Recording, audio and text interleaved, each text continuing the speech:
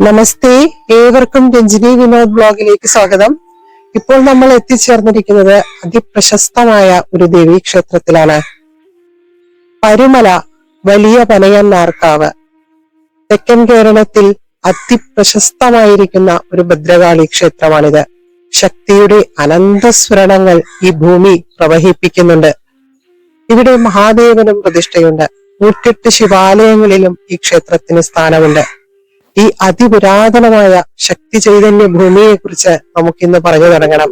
അതിനായി ഇവിടെ പരിലസിക്കുന്ന ആ ജഗദംബിക വാക്കുകൾ നൽകി അനുഗ്രഹിക്കട്ടെ. പനിമതിയണിയും ശ്രീ പാർവതീശന്റെ നെറ്റി കനൽ മിഴിയിലുദിച്ചോരീശ്വരി വിശ്വനാഥെ അനിശവുമായി യുഷ്മൽപദം ത്രിപദം കൂപ്പുമെന്നിൽ കനിയുഗവനയെന്ന കാവിഴും ദേവിമായി. അമ്മയുടെ ആ അനുവാദത്തോടുകൂടി നമുക്കിന്ന് പറഞ്ഞു തുടങ്ങാം. പത്തനംതിട്ട ജില്ലയിൽ മാന്നാറിനടുത്ത് തിരുവല്ല താലൂക്കിൽ ചെങ്ങന്നൂർ നഗരത്തിൽ നിന്നും ഏകദേശം 10 കിലോമീറ്റർ അകലെയായി പരുമലയിൽ സ്ഥിതി ചെയ്യുന്ന വലിയ പനയന്നാർക്കാവ് ക്ഷേത്രം അതിപ്രശസ്തമായ ഒരു പുണ്യപുരാതന ഭൂമിയാണ്. പരശുരാമനാൽ പ്രതിഷ്ഠിതമായ 108 ശിവക്ഷേത്രങ്ങളിലൊന്നായ ഇവിടെ മഹാദേവൻ പടിഞ്ഞാറോട്ട് ദർശനമായി പരിലസിക്കുന്നു. കൊടുങ്ങല്ലൂർ, തിരുമാന്താംകുന്ന്, മാടായിക്കാവ് എന്നീ ഭദ്രകാളി ക്ഷേത്രങ്ങളോടൊപ്പം തന്നെ പൗരാണിക കേരളത്തിൽ ഏറെ പ്രശസ്തമായിരുന്ന ഈ ക്ഷേത്രത്തിനെ കുറിച്ച് 14-ാം നൂറ്റാണ്ടിലെ ഉണ്ണിനീലി സന്ദേശത്തിൽ പരാമർശങ്ങളുണ്ട്. പമ്പാ നദിക്കരയിൽ പരുമലത്തുരുത്തിൽ അതിവിശാലമായ ക്ഷേത്രഭൂമിയിൽ കാവുകളാൽ ചുറ്റപ്പെട്ട് വൃക്ഷജാലങ്ങളുടെ ഹരിതാഭയിൽ ശക്തി ചൈതന്യത്തിന്റെ നിഗൂഢമായ വശ്യതയും സൗന്ദര്യവും പ്രവഹിപ്പിച്ചുകൊണ്ട് പരിശോഭിക്കുന്ന നൂറ്റാണ്ടുകളുടെ പൗരാണികതയുള്ള ഈ പുണ്യഭൂമി പ്രഥമ ദർശനത്തിൽ പങ്കുവെക്കുന്നത് പ്രപഞ്ചത്തിന്റെ ആധാരഭൂതയായ സ്ത്രീയുടെ മഹത്വത്തെയും ശക്തിയെയുമാണ്. അതിപുരാതന ലളിത സുന്ദരമായ ക്ഷേത്ര നിർമ്മിതിയും അമൂല്യമായ ചുമർ ചിത്രങ്ങളും കൊത്തുപണികളും ധാരുവിലുള്ള അമൂല്യമായ നിർമ്മിതികളും ഒക്കെ ഇവിടെയുണ്ട്. കൊട്ടാരത്തിൽ ശങ്കുണ്ണിയുടെ ഐതിഹ്യമാല പ്രകാരം കടപ്രദേശത്തുള്ള ചിറവായിൽ അഥവാ ശ്രായിക്കൂർ കോവിലകത്തെ ദേവീഭക്തനായ ഒരു തമ്പുരാൻ പരദേശത്ത് അഥവാ പനയന്നൂർ കാവിൽ പോയി ഭഗവതിയെ ഉപാസിച്ച് ഇങ്ങോട്ട് കൊണ്ടുവന്ന് സപരിവാരം പ്രതിഷ്ഠിച്ചുത്രേ. ഇവിടെ ആദ്യം ഒരു ശിവക്ഷേത്രം മാത്രമാണ് ഉണ്ടായിരുന്നത് എന്നും പറയപ്പെടുന്നു. ശിവശ്രീകോവിലിന്റെ തെക്കുവശത്ത് തിടപ്പള്ളിയുടെ സ്ഥാനത്ത് മാതൃശാലയോട് ചേർന്ന് കിഴക്ക് ദർശനമായി പ്രതിഷ്ഠിച്ച ദേവിക്ക് ദാരികനോട് യുദ്ധഭൂമിയിൽ വെച്ച് യുദ്ധം ചെയ്യുന്ന അതിക്രുദ്ധ ഭാവമായിരുന്നു എന്നും പിന്നീട് അത് കുറയ്ക്കുവാനായി ദാരിക വധത്തിനു ശേഷമുള്ള ഭാവത്തിൽ വടക്ക് ദർശനമായി സപ്തമാതൃക്കൾ വീരഭദ്രൻ, ഗണപതി എന്നിവരോടൊപ്പം പ്രതിഷ്ഠിച്ചു എന്നും പറയപ്പെടുന്നു. ക്രോധം കുറയ്ക്കുവാനാണ് ഇങ്ങനെ ചെയ്തതെങ്കിലും ദേവി പിന്നെയും അത്യുഗ്ര സ്വരൂപിണിയായി തന്നെ നിലകൊണ്ടതിനാൽ പണ്ടുകാലത്തൊക്കെ പകൽ സമയത്തുപോലും ഈ ക്ഷേത്ര പരിസരം ജനങ്ങളിൽ ഭീതി ജനിപ്പിച്ചിരുന്നു എന്നാണ് ഐതിഹ്യം പറയുന്നത്. പിന്നെ ദേവിയുടെ പരിവാരങ്ങളെ തൃപ്തിപ്പെടുത്തുവാനായി മൃഗബലിയും നരബലിയും തന്നെ ഇവിടെ ഉണ്ടായിരുന്നു. ഈ ക്ഷേത്രത്തിന്റെ ഊരാളന്മാർ കൊട്ടാരത്തിൽ പടിഞ്ഞേറ്റടുത്ത ആദിശർ കുടുംബമാണ്. ഈ കുടുംബത്തിൽപ്പെട്ട അപ്പുക്കുട്ടൻ ആദിശർ എഴുതിയ ക്ഷേത്ര മാഹാത്മ്യ പ്രകാരം ക്ഷേത്ര ചൈതന്യത്തിന് ദ്വാപരയുഗത്തോളം പൗരാണികതയുണ്ട്. ഒരിക്കൽ പാർവതീദേവി മഹാദേവനോട് ദക്ഷയാഗമൊന്ന് തനിക്ക് നേരിട്ട് കാണണമെന്ന് ആവശ്യപ്പെടുന്നു. ദക്ഷയാഗവും സതീദേവിയുടെ ദേഹത്യാഗവും മഹാദേവന്റെ സംഹാരതാണ്ഡവവും തിരുജടയിൽ നിന്നുള്ള വീരഭദ്രപ്പെരുമാളുടെ വരവും ശിവന്റെ തിരുനെറ്റിയിലെ അഗ്നിജ്വാലകളിൽ നിന്നുള്ള ഭദ്രകാളിയുടെ ഉത്ഭവവും അട്ടഹാസങ്ങളും പോർവിളികളും എല്ലാം കണ്ടപ്പോൾ ഉമാദേവി ആകെ തളർന്നുപോയിത്രേ.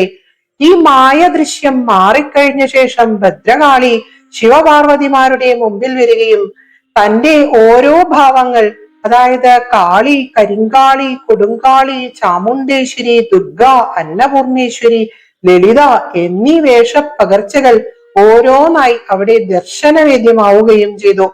ഈ രൂപങ്ങളെല്ലാം ഒരിടത്ത് പ്രതിഷ്ഠിക്കണമെന്ന് ശ്രീ പാർവതീദേവി ഏൽപ്പിക്കുന്നത് നാരദർ, ദുവാസാവ്, പരശുരാമൻ എന്നീ മഹർഷിമാരെയാണ്. ഋഷിമാരുടെ തപശക്തിയാൽ പമ്പാനദിക്ക് മുകളിൽ ഒരു തുരുത്ത് സൃഷ്ടിച്ച് ഈ പുണ്യഭൂമി നിർമ്മിച്ചു എന്നും ആദ്യം പരശുരാമൻ മഹാദേവനെയും മറ്റു രണ്ടുപേർ പിന്നെ ദേവീരൂപങ്ങളെയും ശൂലിനി, ഗണപതി, വീരഭദ്രൻ എന്നീ ശക്തികളെയും പ്രതിഷ്ഠിച്ചു എന്നൊരൈതിഹ്യമുണ്ട്. നാരദ മഹർഷി ആദ്യം പ്രതിഷ്ഠിച്ചത് 16 തൃക്കൈകളോടുകൂടിയ അത്യുഗ്രഭാവത്തിലുള്ള മഹാകാളിയെ ആയതിനാൽ ഈ ദേവീ സ്വരൂപം സകലരെയും ഭയപ്പെടുത്തിയപ്പോൾ പിന്നീടത് 4 തൃക്കൈകളിലേക്ക് ചുരുക്കുകയാണത്രേ ഉണ്ടായത്. കിഴക്ക് ദർശനമായ ഈ മൂലവിഗ്രഹത്തിന് വലതുഭാഗത്ത് ലളിതാദിവാസ മേരുചക്രവും പ്രതിഷ്ഠിച്ചു. പിന്നീട് ദേവിക്ക് പൂജാകാര്യങ്ങൾക്കായി 108 ബ്രാഹ്മണ കുടുംബങ്ങളെ ഇങ്ങോട്ട് കൊണ്ടുവന്നു. അവർ സമ്പന്നരായപ്പോൾ ശാക്തേയ ആരാധനകളിൽ നിന്നും മാറി ശൈവരും വൈഷ്ണവരും ആയി മാറി. അതിദാരിദ്ര്യത്തിലുള്ള മുട്ടുശാന്തി മഠം എന്നറിയപ്പെട്ട ഒരു കുടുംബം മാത്രം ദേവീ ഉപാസന മുടക്കിയതേയില്ല. ആയിടയ്ക്ക് ഈ കുടുംബത്തിൽ ഒരമ്മയും ബുദ്ധിമാന്ദ്യമുള്ള ഒരു മകനും മാത്രമാണ് ഉണ്ടായിരുന്നത്. ഒരു ദിവസം പമ്പയുടെ മറുകരയ്ക്ക് പോകണമെന്നും പറഞ്ഞുകൊണ്ട് വയോവൃദ്ധയായ ഒരു വെറ്റില വിൽപ്പനക്കാരി ഈ ദേശത്തു വന്നെത്തി.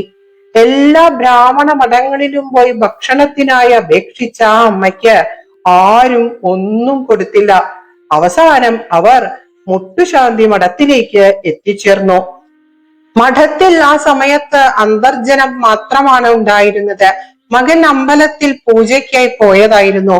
വയോവൃദ്ധയായ തേജോമയിയായ ആ വെറ്റില വിൽപ്പനക്കാരിയെ ആ ബ്രാഹ്മണ സ്ത്രീ ഒരു മടിയുമില്ലാതെ അകത്തേക്ക് ക്ഷണിച്ചു. പക്ഷെ അവിടെ ഭക്ഷണമായി ഒന്നും ഉണ്ടായിരുന്നില്ല. മകൻ കൊണ്ടുവരുന്ന നിവേദ്യച്ചോറിനായി ആ അമ്മ കാത്തു നിൽക്കുകയായിരുന്നു. നിവേദ്യച്ചോറ് തനിക്ക് വേണ്ട എന്ന് പറഞ്ഞ വൃദ്ധയ്ക്ക് പിറ്റേ ദിവസം അമ്പലത്തിലെ നേദ്യത്തിനായി കരുതി വെച്ച മലരും അവലും ശർക്കരയുമാണ് കൊടുക്കുന്നത്. ഇല്ലായ്മയിലും അതിഥിയുടെ വിശപ്പ് ശമിപ്പിക്കുവാൻ സന്മനസ് കാണിച്ച ആ ഗൃഹനാഥയ്ക്ക് മുന്നിൽ വയോവൃദ്ധ തന്റെ യഥാർത്ഥ സ്വരൂപം കാണിച്ചു കൊടുത്തു. അപ്പോഴേക്കും മകനും അവിടെ വന്നെത്തി. ഉഗ്രഭാവത്തിൽ തങ്ങൾക്ക് മുമ്പിൽ പ്രത്യക്ഷയായ പനയന്നാർക്കാവിലമ്മയെ അവർ രണ്ടുപേരും ആനന്ദാശ്രുക്കളോടുകൂടി തൊഴുതു നമസ്കരിച്ചു. ദേവി ഉടനെ അവരോട് പറഞ്ഞു, ഇനി നിങ്ങൾ രണ്ടുപേരും ഇവിടെ നിൽക്കണ്ട. ഈ ഗ്രാമത്തിൽ ഇന്ന് ജനങ്ങൾ 2 വിഭാഗങ്ങളായി തിരിഞ്ഞ് രക്തച്ചൊരിച്ചിലുണ്ടാകും. എല്ലാം വെന്തു വെണ്ണീറാകും. വേഗം എന്റെ കൂടെ വന്നോളൂ എന്ന് പറഞ്ഞ് അവരെയും കൂട്ടിക്കൊണ്ടുപോയി കുറച്ചകലെയായി വേറെ ഒരിടത്ത് സുരക്ഷിതരാക്കി താമസിപ്പിച്ചു. അവിടെ അവർ ദേവിയെ ഉപാസിച്ചങ്ങനെ ജീവിച്ചു. അന്ന് രാത്രി ഈ ദേശം മുഴുവനും പനയന്നാർക്കാവ് ക്ഷേത്രം ഒഴികെ ബാക്കിയെല്ലാം വെന്തു വെണ്ണീറായി. ദേവി പിന്നീട് തിരിച്ചെത്തി കരിമ്പനയ്ക്ക് മുകളിലാണത്രേ സാന്നിധ്യം ചെയ്തത്. ഈ ദേശത്തും ഈ പുണ്യഭൂമിയിലും കാണുന്ന പനകളുടെ സാന്നിധ്യമാണ് പനയന്നാർക്കാവ് എന്ന പേര് വരുവാൻ കാരണം എന്നും ഒരു വാദമുണ്ട്. എന്തായാലും പിന്നീട് വർഷങ്ങളോളം കാട് പിടിച്ചു കിടന്ന ഇവിടെ എത്തി ഈ ക്ഷേത്രം വീണ്ടെടുക്കുന്നത് രായിരു ആദിശർ എന്ന മാന്ത്രികനും ദേവി ഉപാസകനുമായ ഊരാള കുടുംബാംഗമാണ് എന്ന ഐതിഹ്യങ്ങൾ പറയുന്നു. സ്രായിക്കൂർ കോവിലകത്തെ സേനാനായകരും വൈദ്യരും വിഷഹാരികളും ഒക്കെ ആയിരുന്നു എത്ര ഇവർ. രായിരു ആദിശർ ഇവിടെ എത്തി കാട് വെട്ടിത്തെളിക്കാൻ തുടങ്ങിയപ്പോൾ ഒരു കല്ലിൽ നിന്നും ചോര വാർന്നൊഴുകിയെന്നും ഉടനെ തന്നെ അജ്ഞാതനായ ഒരു വെളിച്ചപ്പാട് ഉറഞ്ഞു തുള്ളി വന്ന് അതിഭയങ്കരമായ ശബ്ദത്തിൽ ഇത് ശിവനും ഭദ്രകാളിയും വീരഭദ്രനും സപ്തമാതൃക്കളും സർപ്പങ്ങളും വാണരുളുന്ന പനയന്നാർക്കാവ് എന്നിങ്ങനെ പറഞ്ഞുകൊണ്ടിരുന്നു അത്രേ. ഉടനെ തന്നെ ആ മാന്ത്രികൻ ധ്യാനത്തിൽ മുഴുകിയപ്പോൾ അദ്ദേഹത്തിന് മുമ്പിൽ ഒരു വൃദ്ധയായി ദേവി പ്രത്യക്ഷപ്പെട്ടു എന്നും പ്രശ്നവിധികളും പരിഹാരങ്ങളും പൂജാവിധികളും ഒക്കെ പറഞ്ഞു കൊടുത്തു എന്നും പറയപ്പെടുന്നു. ആദ്യം വാള് തട്ടി ചോര വന്നത് നന്ദികേശ്വര വിഗ്രഹത്തിന്റെ വലതു തുടയിൽ നിന്നാണെന്നും അതിപ്പോഴും കാണാം എന്നും പറയപ്പെടുന്നുണ്ട്. പിന്നീട് തന്ത്രം പറമ്പൂരില്ലത്തേക്ക് നിശ്ചയിക്കുകയും വേണ്ടവിധം പുനരുദ്ധാരണവും നവീകരണ പ്രവർത്തനങ്ങളും ഒക്കെ ഇവിടെ നടന്നു എന്നും പറയപ്പെടുന്നു. ദേവി വെറ്റില വിൽപ്പനക്കാരിയായി വന്ന ആ ഐതിഹ്യകഥയെ ഓർമ്മപ്പെടുത്തുമാറ് വടക്കുവശത്ത് ക്ഷേത്രത്തിനു മുമ്പിലായി 7 വെറ്റില വിൽപ്പനക്കാരികളുടെ ഒരു ശില്പവും ഈ ക്ഷേത്രത്തിലുണ്ട്. ദേവിയുടെ മൂലവിഗ്രഹം പ്രതിഷ്ഠിതമായ പണ്ട് നരബലിയും ആനബലിയും ഒക്കെ നടന്നു എന്ന് വിശ്വസിക്കപ്പെടുന്ന കിഴക്കേ നട എന്നേക്കുമായി അടഞ്ഞു കിടക്കുന്നതിന്റെ പിറകിലും ഒരു കഥയുണ്ട്. ദേവിയുടെ പരിവാരങ്ങളെ തൃപ്തിപ്പെടുത്താൻ പണ്ട് കിഴക്കേ നടയിൽ നരബലി നടന്നിരുന്നു എന്ന് നമ്മൾ ആദ്യം സൂചിപ്പിച്ചിരുന്നുവല്ലോ. കന്യകമാരെയായിരുന്നു അതിനായി വിധിക്കപ്പെട്ടിരുന്നത്. ഒരിക്കൽ ഈ ദേശത്ത് തന്നെയുള്ള പരമഭക്തയായ ഒരു കന്യകയെ അതിനായി തെരഞ്ഞെടുത്തു. ആ നിമിഷം ഭയം അശേഷമില്ലാതെ അതിഭയാനകമായ അന്തരീക്ഷത്തിൽ അവൾ ജഗദംബികയെ നോക്കി ഇങ്ങനെ ചിരിക്കാൻ തുടങ്ങി. ആ സമയത്ത് വെളിച്ചപ്പാട് ഉറഞ്ഞു തുള്ളി വന്ന്, ഭക്തയായ ഇവളെ ഇനി വെട്ടണ്ട, ഇവൾ എന്റെ ദാസിയായി ജീവിക്കട്ടെ, ഇനി ഇവിടെ നരബലി വേണ്ട, കിഴക്കേ നട ഇനി മേലാൽ തുറക്കരുത് എന്നും കൽപ്പിച്ചു. ആ പെൺകിടാവിന്റെ പിൻതലമുറയാണ് ക്ഷേത്ര ഊരാള കുടുംബമായ ആദിശന്മാർ എന്നും പറയപ്പെടുന്നുണ്ട്. ആൾ വെട്ടി ശേഷിച്ചവർ എന്നും ആദേശം ചെയ്യുന്നവർ എന്നും ആദിശർ എന്ന വാക്കിന് അർത്ഥമുണ്ട്. സോപാനപടികൾ ചുവന്ന പട്ടുകൊണ്ട് പൊതിഞ്ഞ് കിഴക്കേ നട ഇപ്പോഴും അടഞ്ഞു തന്നെയാണ് കിടക്കുന്നത്. അതിനാൽ ദേവിയുടെ മൂലവിഗ്രഹം പൂജാരിക്ക് മാത്രമേ കാണുവാൻ സാധ്യമുള്ളൂ. പണ്ടുകാലത്ത് ബ്രാഹ്മണർ ഇവിടെ പൂജ ചെയ്തിരുന്നു എന്നും പിന്നീട് ദേവിയുടെ ശക്തിവിശേഷം ക്രമാതീതമായപ്പോൾ രുരുജിത് വിധാന പ്രകാരം പൂജകൾ ചെയ്യുന്ന ശാക്തേയ ബ്രാഹ്മണരിലേക്ക് ആ അധികാരം വന്നു ചേർന്നു എന്നും പറയപ്പെടുന്നുണ്ട്. അതിവിശാലമായ ക്ഷേത്രഭൂമിയെ സർപ്പക്കാവുകൾ ഒരു കോട്ട എന്ന പോൽ സംരക്ഷിക്കുന്നുണ്ട്. വടക്കേ നടയിൽ കൽവിളക്കുകൾ, 2 നിലകളിലുള്ള അതിമനോഹരമായ കൊത്തുപണികളോടുകൂടിയ ബലിക്കൽ പുര, ബലിക്കല്ല് എന്നിവ കാണാം. പടിഞ്ഞാറേ നടയിൽ ആൽവൃക്ഷം, കൽവിളക്കുകൾ, ബലിക്കൽ പുര, ബലിക്കല്ല്, നന്ദികേശ്വരൻ എന്നിങ്ങനെയുമുണ്ട്. പടിഞ്ഞാറേ നടയിൽ നമസ്കാര മണ്ഡപമുണ്ട്. മഹാദേവൻ അതീവ ശാന്തഭാവത്തിൽ പടിഞ്ഞാറ്റ് ദർശനമായി ചതുര ശ്രീകോവിലിൽ പരിലസിക്കുന്നു. മഹാദേവന്റെ ശ്രീകോവിലിന്റെ തെക്ക് വശത്ത് ദീർഘചതുരാകൃതിയിൽ വടക്ക് ദർശനമായി നിലകൊള്ളുന്ന ശ്രീകോവിലിൽ ദാരികവധത്തിനു ശേഷമുള്ള ഭദ്രകാളിയമ്മ, സപ്തമാതൃക്കൾ, ഗണപതി, ശൂലിനി ദേവി എന്നീ പ്രതിഷ്ഠകളുണ്ട്. ദാരുബിംബങ്ങളായതിനാൽ ഇവിടെയാണ് ചാന്താട്ടം നടക്കുന്നത്. അടഞ്ഞുകിടക്കുന്ന കിഴക്കേ നടയിലുള്ള ശ്രീകോവിലിൽ ദാരികാസുര സംഹാര ഭാവത്തിൽ ശ്രീഭദ്രകാളിയും മേരുചക്രവുമുണ്ട്. ഈ വിഗ്രഹം കടുശർക്കര യോഗത്തിലുള്ളതാണ്.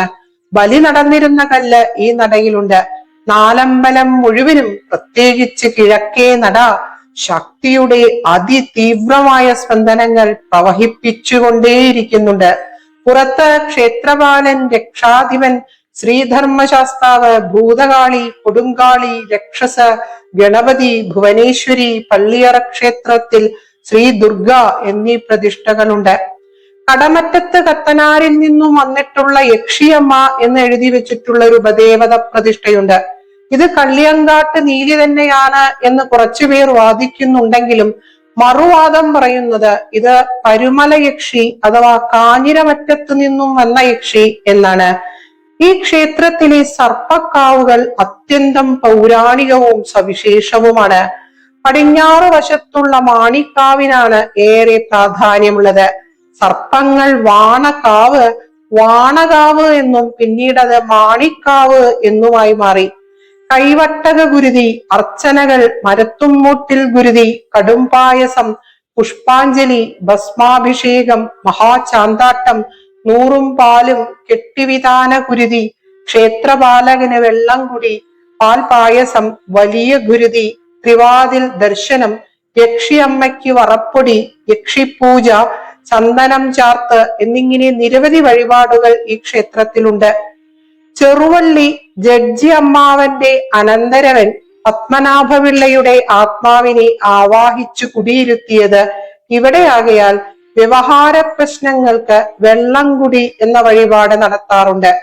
അതിമനോഹരമായ അതിപുരാതനമായ ചുമർ ചിത്രങ്ങളാൽ സമ്പന്നമാണ് ഈ പുരാതന ക്ഷേത്രം. ക്ഷേത്രം നട തുറക്കുന്നതിനു മുമ്പും നട അടച്ചു കഴിഞ്ഞ ശേഷവും ഇങ്ങോട്ട് വരാൻ പാടില്ല എന്നും പ്രത്യേകിച്ച് കിഴക്ക് ഭാഗത്ത് പോകുന്നതിന് വിലക്കുകളുണ്ട് എന്നും പറഞ്ഞു കേട്ടു. മേടത്തിലെ വിഷു, ശിവരാത്രി, മണ്ഡല മാസാചരണം, കർക്കടകത്തിലെ വാവുബലി, തുലാത്തിലെ കലശം, ആയില്യം പൂജ, നവരാത്രി എന്നിവ വിശേഷ ദിവസങ്ങളാണ്. മലയാള മാസം 1-ാം തീയതിയും വിശേഷ ദിവസങ്ങളിലും വടക്കോട്ടുള്ള 3 വാതിലുകൾ തുറന്ന് നാലമ്പലത്തിനകത്തുള്ള 11 പ്രതിഷ്ഠകൾ ഒന്നിച്ചു കാണുവാനും ഭക്തജനങ്ങൾക്ക് സാധിക്കാറുണ്ട്. ഒരിക്കൽ അമ്പലപ്പുഴ ക്ഷേത്ര മതിൽക്കകത്ത് വെച്ച് ഒരാന ചെരിഞ്ഞു. ആകെ പ്രതിസന്ധിയിലായ അമ്പലപ്പുഴ രാജാവ് പരിഹാരം തേടി എത്തിയത് ഈ നടയിലാണ്. കേണ് പാർത്തിച്ച രാജാവിന് മറുപടിയായി ഇവിടുന്ന് വെളിച്ചപ്പാട് ഉറഞ്ഞുതുള്ളി അമ്പലപ്പുഴ ക്ഷേത്രത്തിലെത്തി ചെരിഞ്ഞ ആനയെ എഴുന്നേൽപ്പിച്ച് നടത്തി ക്ഷേത്രത്തിന് പുറത്തെത്തിക്കുകയും പുറത്തുവെച്ച് വീണ്ടും ആന നിലം പതിക്കുകയും ചെയ്തു. അമ്മയുടെ ശക്തിവിശേഷം നേരിട്ട് ദർശിച്ച രാജാവ് ഒത്തിരി വസ്തുവകകളും ആഭരണങ്ങളും ഇവിടെ നടക്കി സമർപ്പിച്ചു. പണ്ടൊരിക്കൽ തിരുവിതാംകൂറിലെ മന്ത്രിയായിരുന്ന രാമയ്യൻ ദളവ ഇവിടുത്തെ അമ്മയുടെ തിരുവാഭരണങ്ങൾ സർക്കാരിലേക്ക് എടുക്കാൻ ശ്രമിച്ചപ്പോൾ ഉടനെ തന്നെ അദ്ദേഹത്തിന് അതിഭയങ്കരമായ മസൂരി പിടിപെടുകയും കാര്യം മനസ്സിലായതും വേഗം ഇവിടെ വന്ന് പ്രായശ്ചിത്ത കർമ്മങ്ങൾ കേൾപ്പിക്കുകയും ചെയ്തു. കൂടാതെ മാർത്താണ്ഡവർമ്മ മഹാരാജാവിനെ കൊണ്ട് കുറെ ഭൂമി കരമൊഴിവാക്കി ഈ ക്ഷേത്രത്തിനായി സമർപ്പിച്ചതുമൊക്കെ ചരിത്രമാണ്.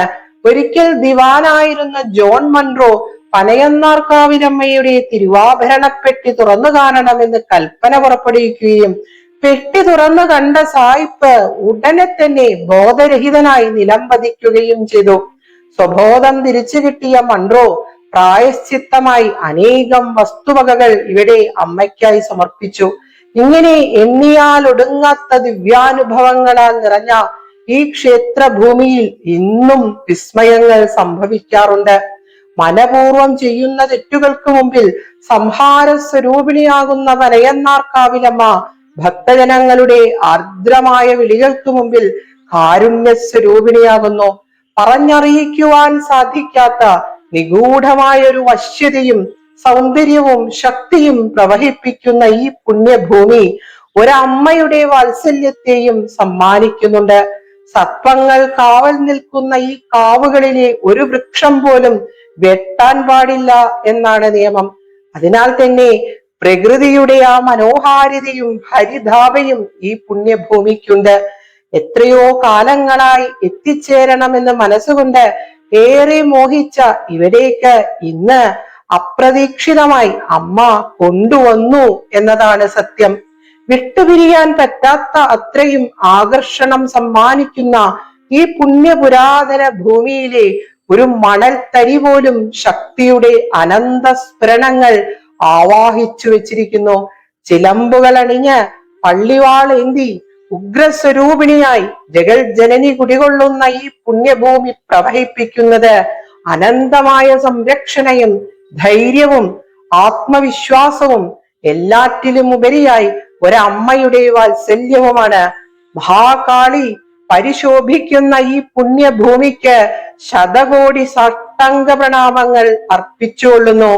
ഉച്ചരിച്ച ഓരോ അക്ഷരവും ജ്ഞാനസ്വരൂപിണിയായ പനയന്നാർക്കാവിലമ്മയുടെ പൊന്നു തൃപ്പാദങ്ങൾക്ക് അർച്ചനയായി സമർപ്പിച്ചുകൊള്ളുന്നു. അഖില ജഗദീശേവാമദേവന്യലാടി ജ്വലിത തപനമക്ഷി സ്പന്ദന ത്രിത്തിടംബേ നിഖില മഹിത വേദ പ്രൗഢ വിദ്യുത് പ്രഭാവേ ഹനിയുഗ പനയന്നാർക്കാവേഴും ഭദ്രകാളി. പനയന്നാർക്കാവിൽ പരിശോഭിക്കുന്ന ജഗൽ ജനനി നാം ഏവരെയും കാത്തുരക്ഷിക്കട്ടെ. ഏവർക്കും സർവമംഗളങ്ങൾ ആശംസിച്ചുകൊള്ളുന്നു. ജഗദംബികാ സ്മരണം. ശ്രീ മഹാദേവ്യേ നമഃ. അമ്മേ ശരണം, ദേവീ ശരണം.